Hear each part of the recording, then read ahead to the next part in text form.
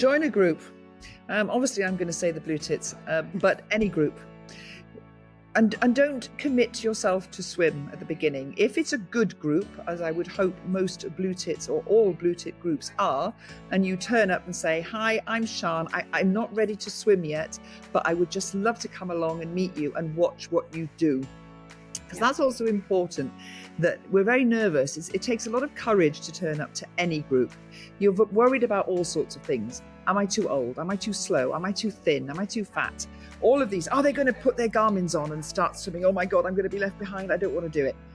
Don't overthink that bit too much. It's just being together with people. You naturally move anyhow and you feel so much better. I've got a question for you. Have you ever gone into really cold water by choice? It's become quite a thing in the last few years, and I myself am a complete convert. However, a decade ago, it wasn't on people's radars as much. My guest today, Sian Richardson, was no stranger to setting herself challenges and decided to start training for an ice mile. I hadn't even heard of that.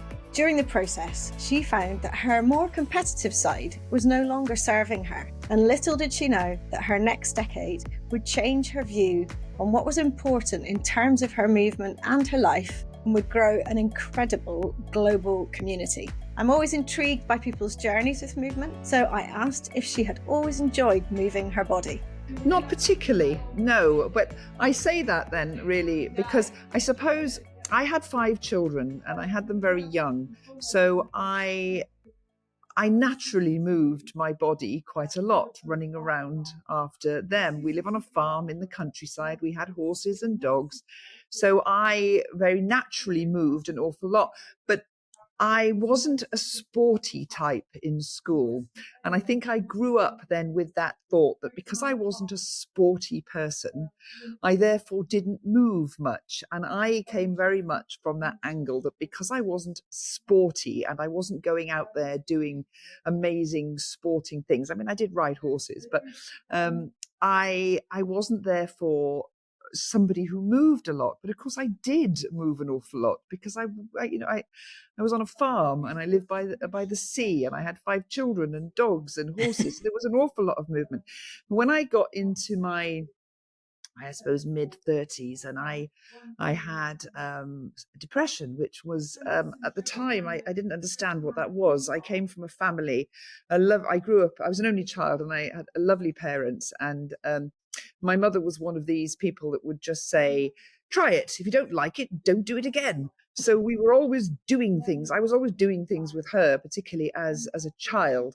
And so when I didn't feel very well and I didn't really understand what on earth was going on, and my husband suggested that I go and see a doctor, and I did. And he said, "Oh, you've just got mild depression." And I was mortified by this. It was just like, what? No, I can't. I can't. Somebody like me doesn't get depression. And this was, 15 years ago, 25 years ago.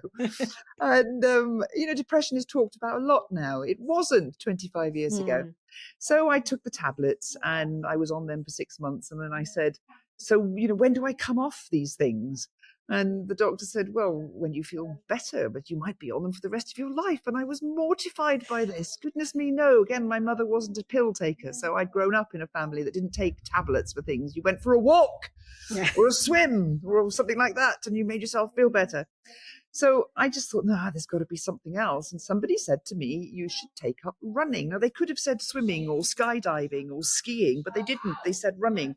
And at that time, where my brain was, I was very fixated on this. Yes, I've got to go running. If I go running, I'm going to feel a lot better. Now, coming from this background of not being sporty, the thought of running horrified me. So I started doing it in the dark. Because I was born in St David's, I've lived in St David's all my life. It's our Britain's biggest city, but it's a tiny village, and so everybody knew me, and I was mortified that people would think that me, the non-sporty, slightly overweight person in school, was going to be running. Who did she think she was? So I started running in the dark, and after a few months, I actually started feeling better. I used to loathe the thought of going out in the dark for a run, but within 20 minutes, my mind was somewhere else. I was sorting out problems, I was singing, I was dancing over stones and stuff like this. And I used to come back feeling amazing. And because of the type of person I am, if I start something, I will look to the very far extreme of that sport and I will think, oh, I'm going to give that a go. And so I decided, I was going to swim. I was going to run a 5K and then a half marathon and then a marathon and then an ultra marathon. And so I did. And then I was loving this. I was always the slow person at the back. I was the person who stopped to give somebody else a banana or tell them they were going to be fine. Come on, we'll run together or we'll walk together.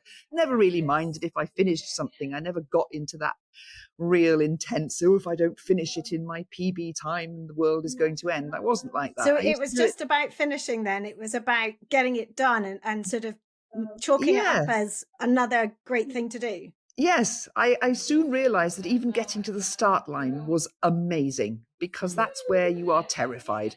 And, to get there was just this incredible thing. So if I finished, great. If I didn't, well, I learned something about myself. And so I started doing this, and then I wanted to do triathlons. And so my daughter said, who was doing triathlons at the time, she was like 18 and she was doing Ironman things. And so I started training with her, and she said, well, you should learn to swim, really. I could swim, but I mean, she meant, with my head down, freestyle and swim properly, not like a frightened dog.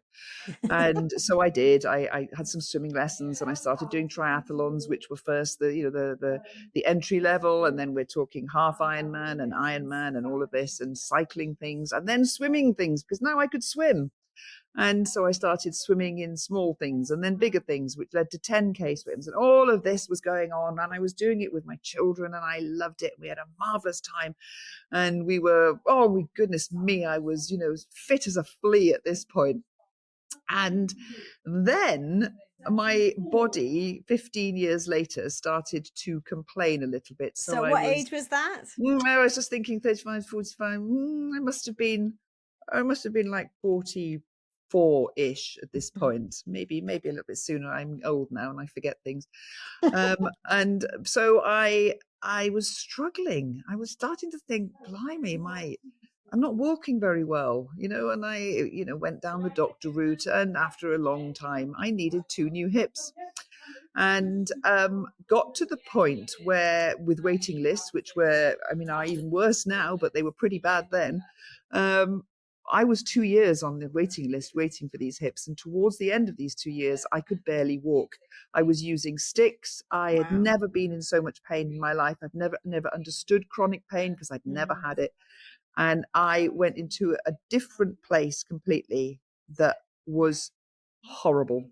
I hated it. So I can entirely sympathize because although I didn't need new hips, I had 4 years of chronic pain, and that was certainly my darkest days. And I think if I had gone to a doctor then about what was happening in my head, I would have absolutely been given the diagnosis of depression. And my husband would concur that they were some very, very dark days. Pain is so much more about the head sometimes than it is the body.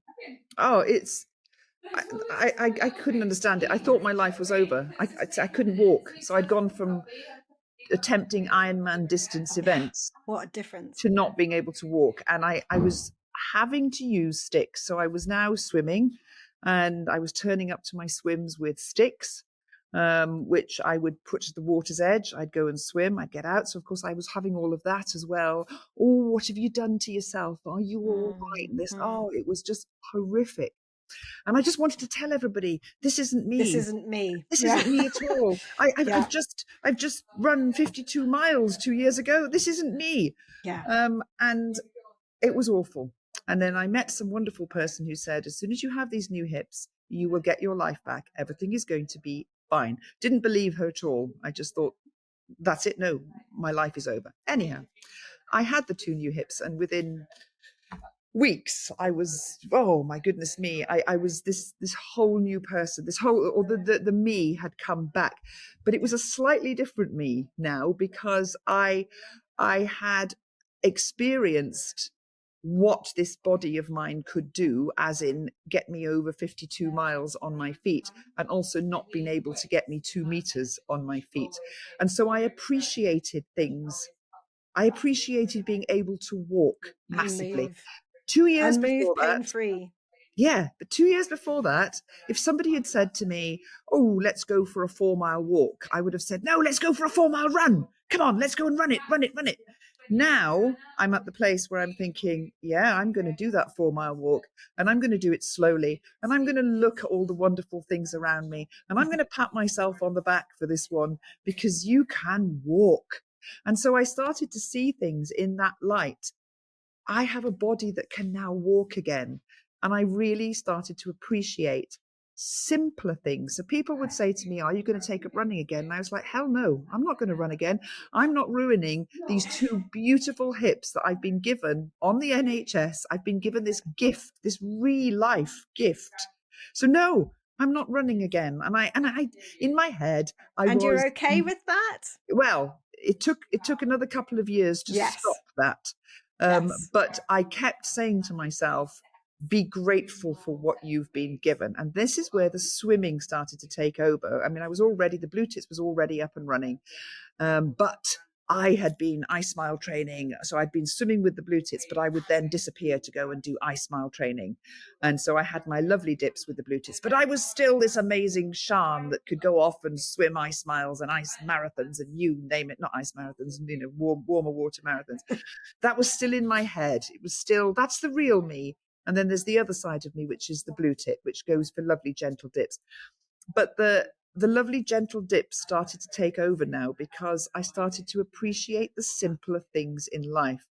And I started to realize that I didn't have to run a marathon to make myself feel amazing. Actually going for a dip, which was a gentle walk, and then taking a picnic with me and sitting down and enjoying people's company, was amazing, because I was celebrating life in a very different way. And then the years went by and we got more and more blue tits, and I see. So can I just thousands. backtrack a little bit for those listening who are not aware of the Blue Tits? So this is something you started in 2014, am I right? Yes, so it was just after I couldn't really run any longer, so I So I gave swimming it was all up. then your mainstay at that point, of getting outside and getting into Yes, nature and getting that mental freedom from yeah. the fact that you weren't feeling mobile on land, I suppose, Yes, in so a that sense. was, it came when I said I was going to give up marathons and all of that kind of stuff. Somebody said to me, "But you love a challenge," which I did. Have you ever heard of the ice mile? And I hadn't. I only heard the word mile, and I thought, well, this is going to be easy. It wasn't. It took me 3 years to train for that ice mile. So And tell that's me how the what an blue ice tip. mile is then, because An ice mile is swimming in water that is under 5 degrees for 1 mile in a swimsuit. wow. And so I've always been a wetsuit swimmer. So I thought that, I heard the mile, didn't I? I didn't hear 5 degrees, and I had no idea what 5 degrees felt like. So it did take me 3 winters to train for it. But that's how the Bluetits started, because it was with another friend who was also training for the ice mile. And we started looking for colder and colder water around Pembrokeshire. Okay. And in 2014, it was unusual to see 2 human beings in a swimsuit in the sea in the winter. So people would come up to us and say, "What are you doing? You are mad, da-dee-da."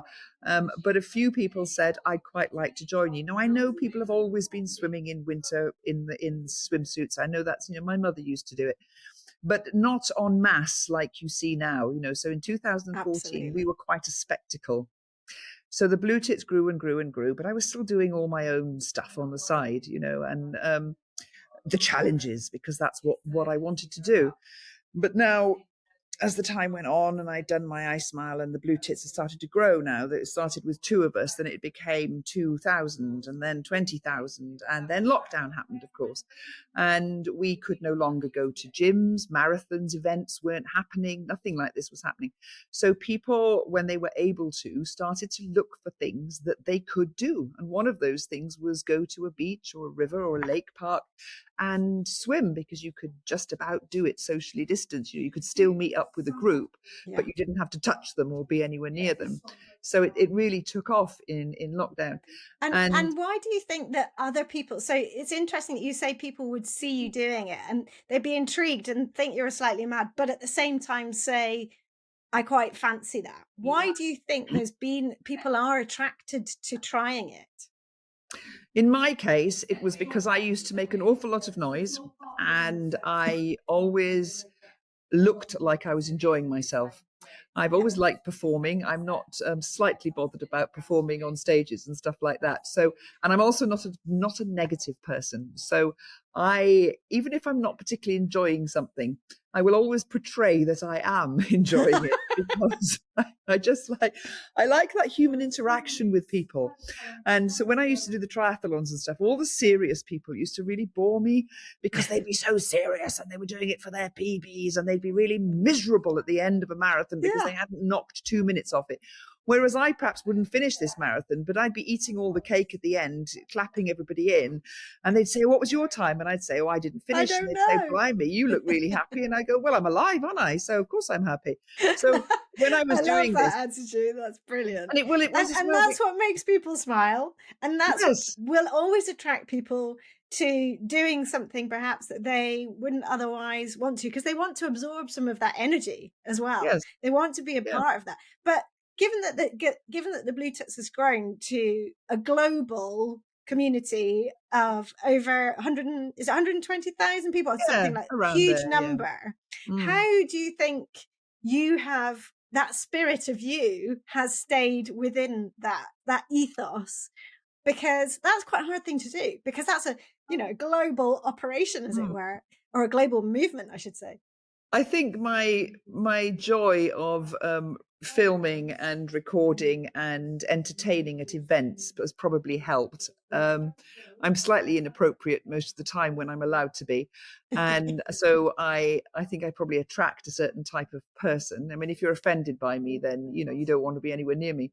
But I also think the name helped. I think if we've called ourselves the Pembrokeshire Dippers, you're going to get a different type of person. But Blue Tits is slightly cheeky, slightly tongue-in-cheek. And there's always a second glance when you say to someone, I'm talking to Sian about the Blue Tits, or I saw the Blue Tits when we were swimming the other day. I asked them what the temperature was, and the person will always kind of look, and there'll be a double take of, Blue Tits, you mean the birds? Oh, no, you don't mean the birds. What do you mean then? And actually, sometimes the thought goes straight to nudity. Yes. Oh, yes. Which there is still a lot of when people are getting changed. We've got to get changed quickly. We've got to warm up. Yeah, I've done radio interviews where they've laughed when they've said, oops, Blue Tits, ha, ha, ha, and I don't particularly laugh at it because, of course, I don't see it like that anymore. But you wouldn't join a group called the Blue Tits if you didn't have a certain sense of humour and perhaps enjoy my social media interaction. Not everybody does. They swim as Blue Tits and they probably think I'm foul-mouthed and vulgar. But then they don't interact with me, and that's fine. Yeah.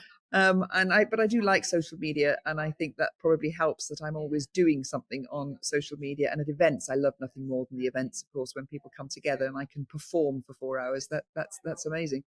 But do you think it makes people? Do you think people are surprised by, when they do give it a try, how it makes them feel? Because obviously, you were at quite a low when you really started to really get into it. And obviously the outcome was that you felt better generally about everything. Your mental health, your physical health started to improve because you obviously got your new hips and so on. But a lot of people, I mean, I personally started because I was suffering from insomnia with through the perimenopause and anxiety, and for me, going into the water was one person, coming out was another.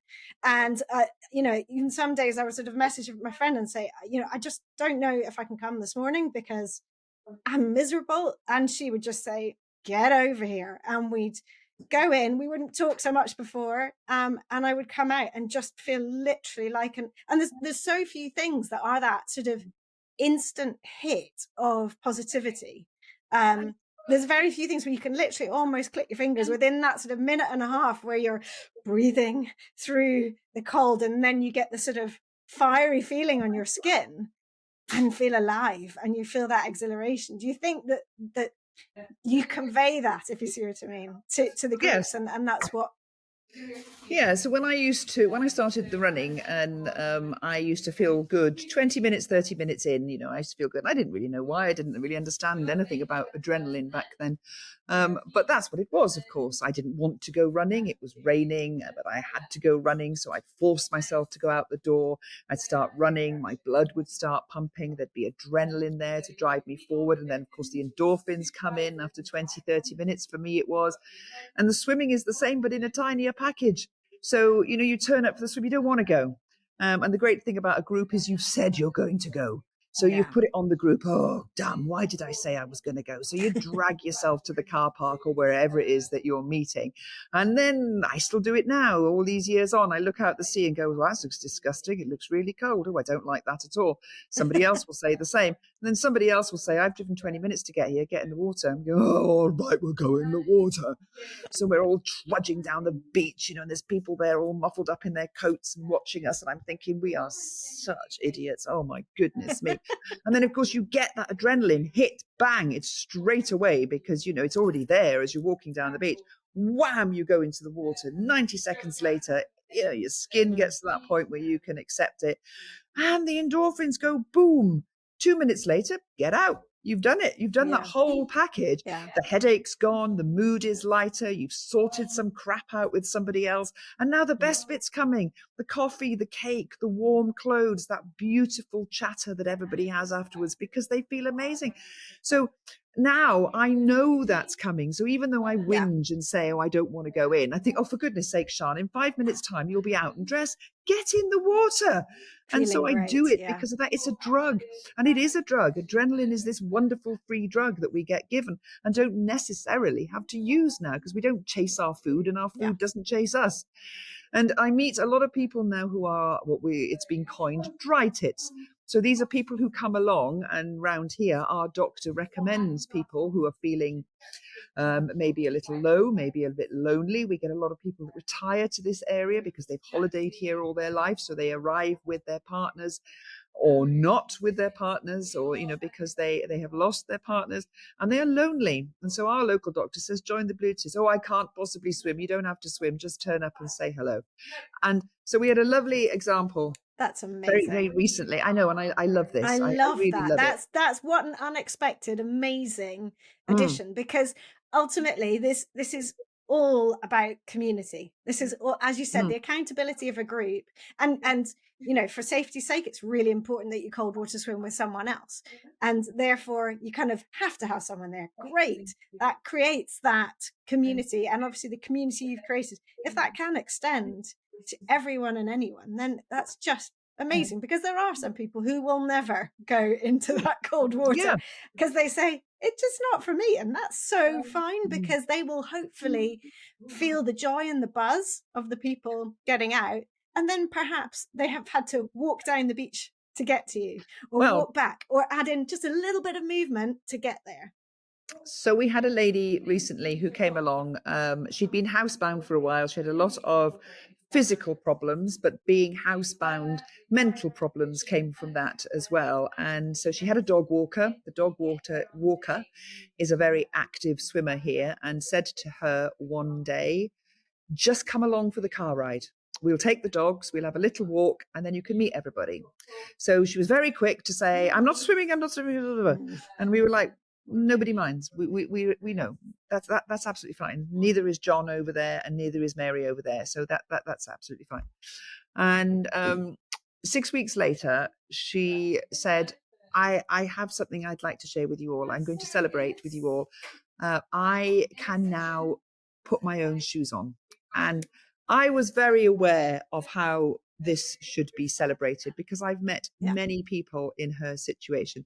So she was so excited by this that she went to her doctor, or to see her nurse, And she said to the nurse, this is amazing. I can put my shoes on. The nurse said, why? What have you been doing that's enabled this? And she said, I've just been going out once a week and I've been sitting with the Bluetits and walking the dogs. So walking the dogs now for the first time in 2 years herself. And she was so overjoyed that she could put her shoes on. And this still gets me right there, because this is what it's all about. You Absolutely. have to get out of the house. You have to get in a car. So your body is moving, getting in the car. You walk out of the car. You are a little bit cold, possibly, because say it's the winter. And so, you're keeping warm. Your body, your metabolism is, working away to get you all nice and warm. You might walk a little bit on the beach. You bend down to pick up a ball. All these simple, tiny, seemingly insignificant things are massive and to be celebrated. And then, of course, as you've said, your mood is now improved. You've had a conversation with people. You've met somebody who's in a similar situation to you, maybe, and they said, 6 months ago, I couldn't put my shoes on. And now I actually go paddling with the Bluetits, or I go up to my knees with the Bluetits, or I just come here and light the fire for the Bluetits, which is what this lady started doing. She became chief firelighter in the winter. So she also then So she was needed. She was be needed. There. Yes, yeah. She was always welcome, but she and we but all she felt liked like she to had feel a needed. purpose Yes, and a role. she had a purpose. Yeah. So she was bending down to pick up the firewood. She started to do all of these things now instinctively without thinking about it, because she naturally bent down to pick up the dog's ball or the firewood or walk over uneven pebbles. All such brilliant things. Yes. And then she started. So the dog walker walks her dogs walks her charges dogs every day. So this lady then started 3 days a week just meeting the dog walker for random walks with the dogs. She was only managing, I say only, sorry, I mean she was managing half a mile, maybe, she got up to half a mile. That was huge. It was enormous. It's not just about the walking of the half a mile. It's about getting out of the door and feeling good about yourself. And so that's what I love about where the Bluetits has gone, is that we celebrate small wins. But can I say you're changing, the key thing is you're changing people's lives. And this is not you personally necessarily, clearly you said it all going, but everyone is changing everyone else's lives. And I talk about something called the movement ripple effect, which is just me talking about sit down on the floor today if you get the chance, or play with your grandson or whatever, or do something silly and balance on a curb and see if anyone else looks at you, laughs with you, laughs at you, follows you, suddenly is doing it themselves on their own because they see you doing it and think, actually, I'm going to give that a little shot. And why not? Just because I'm 50, 60, whatever, why can't I balance on the edge of the pavement just for a bit of fun?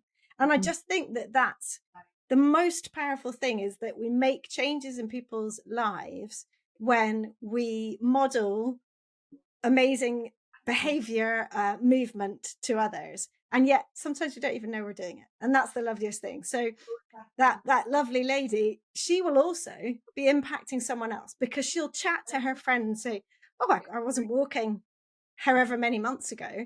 This has all changed for me. And that person will then think, I can have a go. If they can do it, I can do it. And so much of that confidence that breathes out the way is just so, so important in life. And coming back to the swimming element, I think I know various friends who we've all ended up getting in and supporting each other to do it. And it's been much more about confidence than anything else, because I think particularly around midlife, there's a huge loss of confidence. I don't know why that is, but often that can happen, where you potentially have lost yourself a little bit, particularly if you've been raising lots of kids and so on, and you're absorbed in their life. And I think that being able to push yourself, that little bit of nudge that's needed from other people to just give you that confidence, is then again a huge ripple. And I'm sure you must see that in people's lives outside of swimming and movement and so on, it increases their confidence in general. Yes, it does. And it is that the power of community here. So what we find is that people may watch the groups for a while. So they've heard about the Bluetits. They've said instinctively, nope, it's not for me. That's absolutely ridiculous. I hate cold showers. And then a friend does it and somebody else feels a little bit better because they've done it. Come along. No, I'm not going to come along. They watch, they see, they're waiting for that moment where they possibly see somebody who looks like them, same age as them, same size as them, same disability as them, somebody using a walking stick, whatever it is. And then they come along and they realize that they're not that different. We're all different. We're all Yes. very, very different people. There is no such perfect person. And that's what I love about the Blue Tits, is that all shapes, sizes, ages, genders come along. And other people see that. They see them enjoying themselves. They see them openly stuffing a massive cake into their face. They see them laughing. They see them losing their knickers on the beach and running after them. They see them dropping their towel accidentally and going, "Oh my goodness We me." have found a pair of pants left at the bench where we all change. We have, and we've looked at it and said, yeah, I know whose that will have been. It will have been a swimmer. And whereas if you randomly find pants anywhere else, you kind of think that's a bit strange, but there, no, that's Exactly. completely normal. Yeah. And I don't even bother with pants when I go, I have to admit. No. Bit pointless. Bit of extra hassle when you've got cold fingers. It's just that doing something simple, as I say, seemingly simple, which is life changing. And it isn't just swimming. It is the movement, the community, the laughter, the feeling part of a tribe, whatever it is that does it for you. It's getting out. And you don't really, when people say, how far do you swim? Yeah. And I try to use the word dip now more than swim. We do. Our WhatsApp group is called Dipping, because that is what it's about. It is about dipping. And then I was going to say to you, talk about this with you, because it's interesting, because you've been in a lot of sports or exercise modes that are very closely aligned with competition. But for some reason, cold water it always seems to be the opposite. It's about cooperation and community. I've never ever gone into it thinking about how long. In a sense, we've always been thinking, how short should it be? It's the opposite, to make sure that we're safe, that we don't sort of get into a more dangerous hypothermic type feeling afterwards. And we'll talk about the week before and we'll say, actually, I think we're in just a little bit too long, because it really took me a bit longer to warm up that time. So should we just reduce it a little bit this time? And last time we went in, it was about 5 degrees or 4 degrees. And yeah, we went in, we moved around, got nice and warm, sang a few little mini songs, and then came out.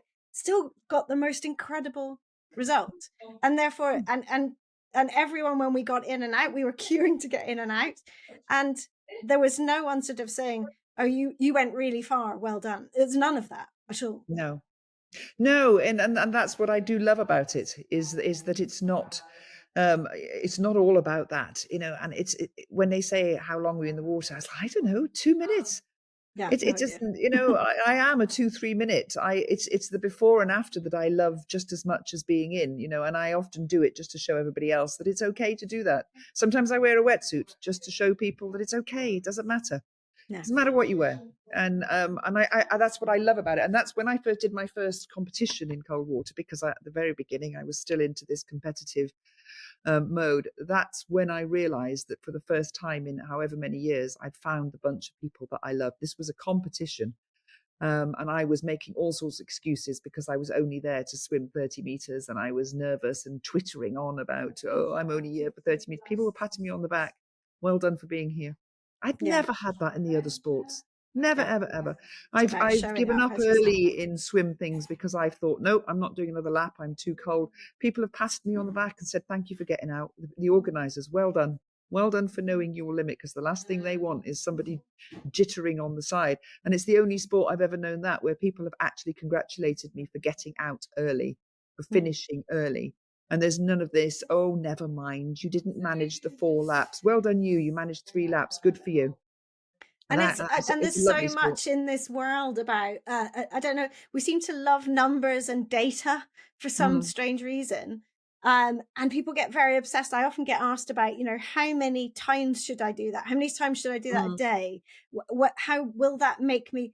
And I always answer yes, because yes, just do it. It's about tuning into yourself and your own body, because if you don't sense how movement makes you feel, And like you were saying before, you've tuned into the after because, you know, there's a bit of discomfort to get there, but really healthy discomfort to get there. But if you always know you're going to feel better with any type of movement afterwards, then it doesn't matter how long. It's about tuning in to when you're already feeling good with that thing and what Mm. it's doing for you, because otherwise you're not going to do it again. You're never No. going to keep repeating things. And if it's just like if you get told you've got to do 10 sets of this, 5 sets of that, and certain by physio, by whatever, it's the most painful experience in the planet. And you do it so mindlessly, you're counting to fire through it because you want to be at the end. What's the point? What's the point? If you start doing something, you know, you start walking like this lady did from the car to the beach, and then within a month or so, she's walking half a mile, not because she wanted to, but because she could, you know, not because anybody told her to. And you're right, movement should just be celebrated. You know, if you get out the house and you go for a little walk and you come back again and it's taken you 20 minutes, that's fine. Celebrate that. Don't say, oh, I only did 20 minutes today. Exactly. It's, yeah, no, do you know what? You did 20 minutes today. Some days I'm working on the computer because I'm doing so much stuff and I haven't moved. And so then I go for a 20-minute walk and I'm like, yep, well done you. You managed to do all that work today and get a 20-minute walk. I wouldn't have done that years ago. But since my new hips, I appreciate that now. And it's just being together with people. You naturally move anyhow and you feel so much better. And I don't like all of this. Oh, I've got to do this by da-dee-da, and I'm training for this. And I don't like it anymore. I used to love it, of course. But now I appreciate the much more simpler things. And just being with people, you just naturally move. And moving makes your brain feel better. And it's how you can find joy. And yes, you know, it's sort of perhaps banded around the word joy, but it's a real thing that you have to, it's almost like a muscle that you have to work. You have to be able to find it, notice it, and be grateful that you're feeling it. And then you're much more likely to feel it again. I'm sure of it. It's like the whole use it or lose it thing. I think once you find joy, work at keeping it, and you know, and it will make you feel so much better. And so just because I like to be very practical in the sort of examples that we share and the things that I message about, how would you say someone should go about getting started with thinking about cold water swimming? Because we haven't really talked about practicalities. And actually, there are a few things that I think would be useful to people, so that if they thought, right, well, I've ticked those boxes, then I really am ready to go. And then perhaps they could go to a Bluetits meeting or challenge a friend that might want to get the same benefit as them, so that they're kind of ready to go. Join a group.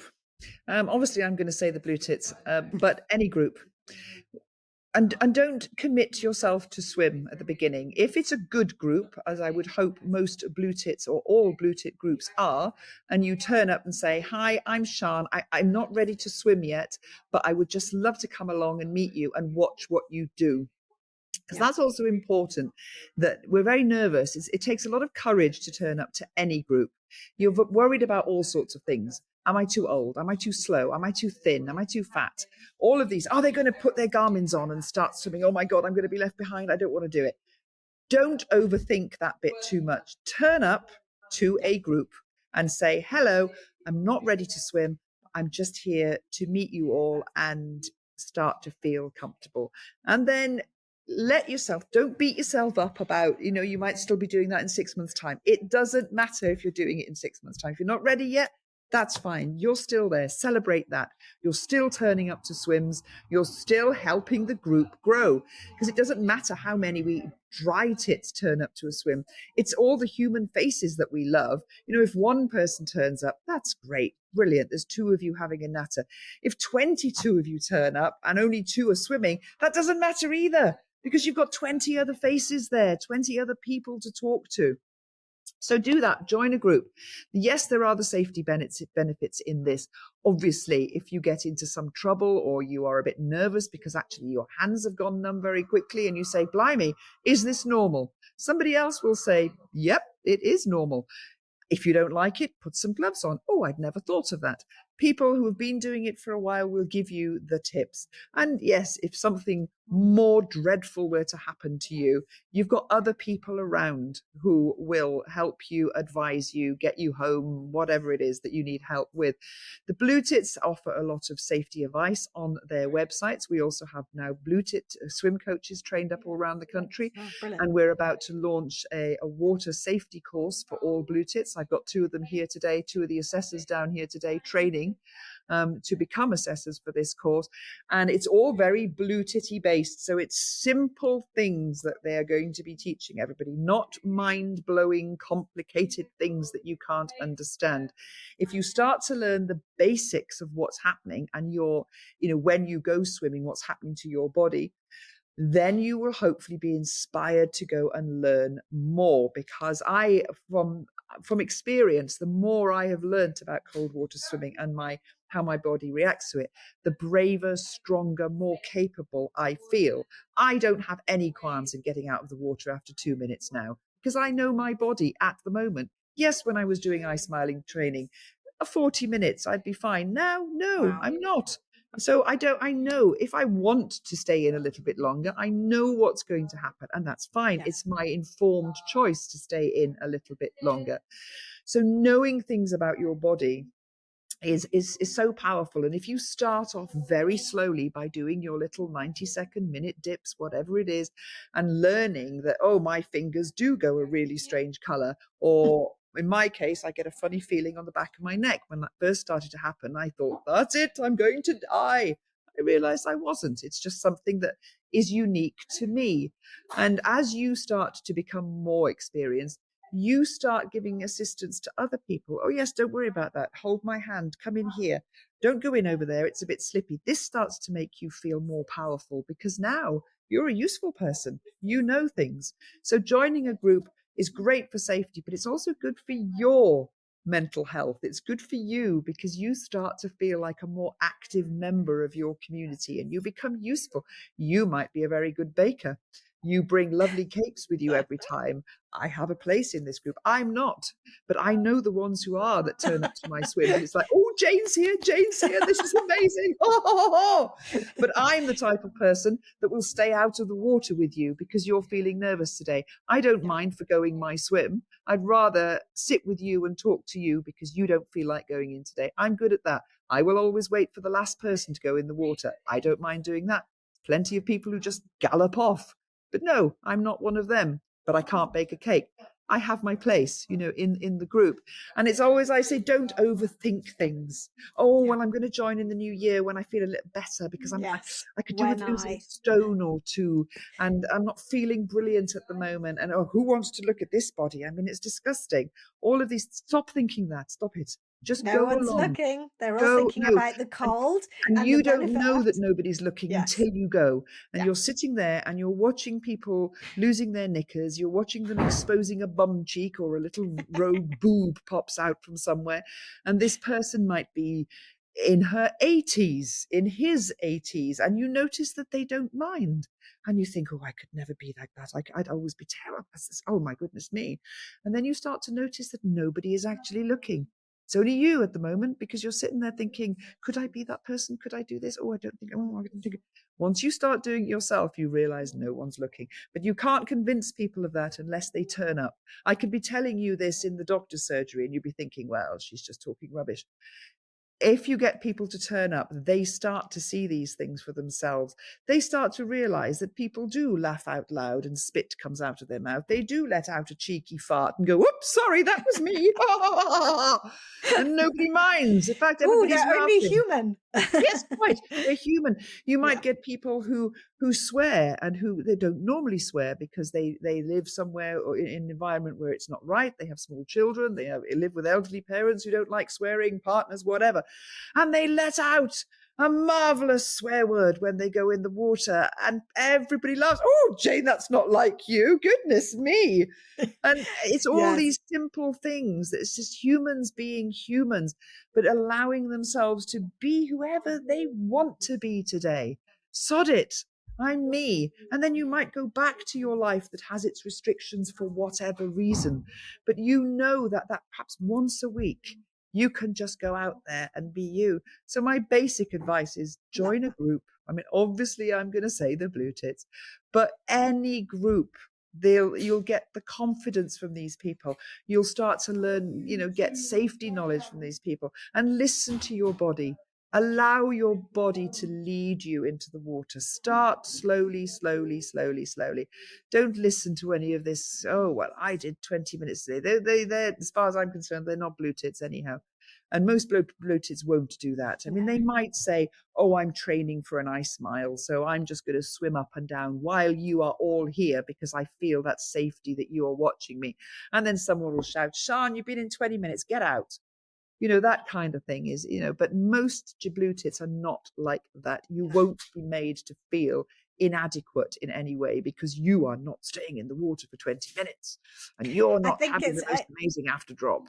It's a wonderful, wonderful movement that you've created, and it's really important, I suppose, to keep it going, that you get donations from people to help the cause so that you can continue. So if you would like to tell us how people can find and support the Blue Tits, then do let us know. Well, we sell merchandise, which is all crazy, lovely, bright, loud clothing, and so we get we get an income to keep the Blue Tits going. We're a not-for-profit, so anything that we do make extra over and above running the costs, running the basic costs here of Blue Tit HQ, we put into something which is going to be the water safety now, and it was the swim coaches. So we part-funded 20-something swim coaches to get their qualifications. We do have a donation button on the Blue Tits, which is the bluetits.co.uk. We have our little challenges that go, but we still charge £5 for them, but that all goes, towards the cause. And we do events, of course. I mean, they're not massive money making. I mean, I'm pretty sure people probably think that we're raking it in from the events, but these venues cost an awful lot to hire, as does insurance and all of this kind of stuff. But that's great because we get to sell merch there. We have a few little kickbacks with some suppliers. We get a little 5% when people buy things, that kind of thing. And we have had a few grants to help us keep going. So yes, it's always on our mind here that we have to bring in money to keep HQ going and then launch whatever it is we're going to launch, which is this water safety that we're going to roll out next year around the UK.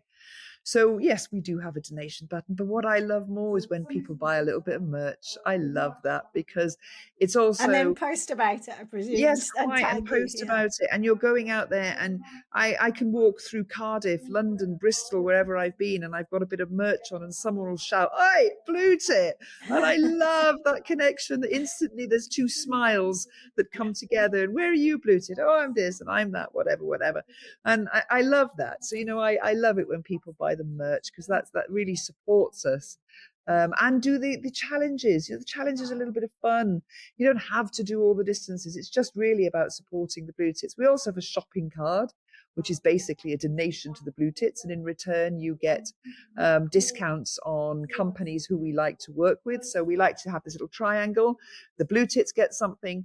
The swimmers in the Blue Tits get something, and the supplier gets something. So the supplier gets access to our audience get discount on gear, and we get the £24, whatever it is, from the sale of the card. So that's a donation to the Blue Tits.